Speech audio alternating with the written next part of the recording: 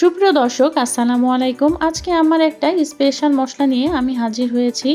আমি এই স্পেশাল মশলাটা যেভাবে তৈরি করি আজকে আমি আপনাদের সাথে তা শেয়ার করব। এই স্পেশাল মশলাটা তৈরি করার জন্য এখানে আমি 2 রকমের বাদাম নিয়েছি। এখানে আমি 2 টেবিল চামচ কাজু বাদাম ও 2 টেবিল চামচ কাঠবাদাম নিয়ে নিয়েছি।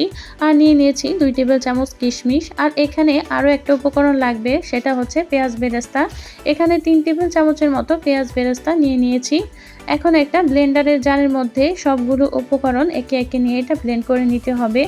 আপনারা এই মশলাটা তৈরি করে সংরক্ষণ করে রাখতে পারবেন। আর এই মশলাটা দিয়ে আপনারা যে কোনো মাংসের আইটেম রান্না করতে পারবেন। এই মশলাটা দিয়ে আপনারা রান্না করলেই বুঝতে পারবেন। আপনাদের যদি বিশ্বাস না হয় তাহলে একবার আমার রেসিপিটি ফলো করে এই মশলাটা তৈরি করে তারপরে মশলাটা দিয়ে মাংসটা রান্না করে দেখবেন আমি কতটুকু সত্যি বলছি।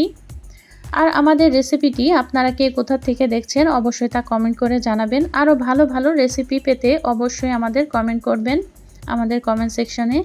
এখন সবগুলো উপকরণ দেওয়া হয়ে গেলে এখন ঢাকনাটা দিয়ে আমি এটা একটু আধ ভাঙা করে নেব।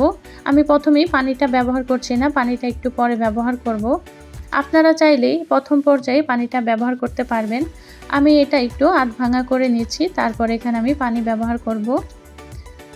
দেখুন আমি একটু আধ ভাঙা করে নিয়েছি। এখন এর মধ্যে দিয়ে দিব সামান্য পরিমাণে পানি। খুব বেশি পানি দিতে যাবেন না, তাহলে এটা একদম পানি পানি হয়ে যাবে। সে কারণে সামান্য পরিমাণে পানি দিয়ে এটা খুব ভালোভাবে মিহি করে পেস্ট করে নিতে হবে।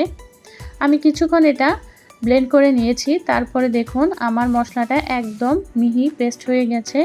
এখন আমি একটা বাটির মধ্যে এটা ঢেলে নিয়েছি।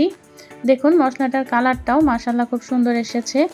এখন এটা আপনারা কিভাবে সংরক্ষণ করবেন সেটা আমি বলে দেব।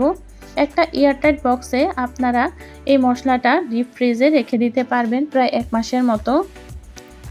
আমি একটা বক্সের মধ্যে এই মশলাটাকে নিয়ে নিয়েছি এবং ভালোভাবে এটা আটকে নিলাম।